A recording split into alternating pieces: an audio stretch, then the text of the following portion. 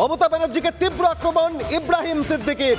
মমতা ব্যানার্জি বিশ্বাসঘাতকতা করেছেন, সংখ্যালঘুদের সঙ্গে বিশ্বাসঘাতকতা করেছেন, সংখ্যালঘুদের সঙ্গে দ্বিচারিতা করেছেন মমতা ব্যানার্জি। ২৬শে নির্বাচনে তৃণমূলকে ভোট না দেওয়ার ডাক দিচ্ছেন ইব্রাহিম সিদ্দিকী।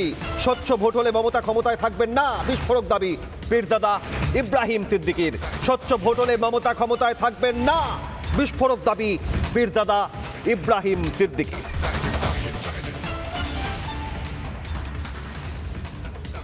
উনি বন্ধ করিয়ে দিলেন, বন্ধ করে দিয়ে তো আবার বলছে আন্দোলন দরকার দিল্লি যে করুন।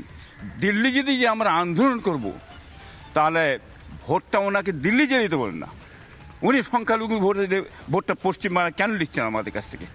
আমরা দিল্লি সরকার তারা দিতে পারতাম তো।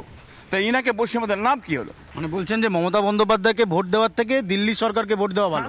তাই স্যার উনি যদি দিল্লি যে করতে বলে ভোট, তাহলে ইনাকে দিতে যাবো আমরা। তাই দিল্লিকে তো ভোট, তাতে দিল্লি থেকে সব কিছু হচ্ছে। যেমন ইনার যদি ক্ষমতা কিছু না থাকে, ইনি কাচের পুতুল হয়, ইনাকে ভোট কেন দেবে পশ্চিমবাংলার মানুষ?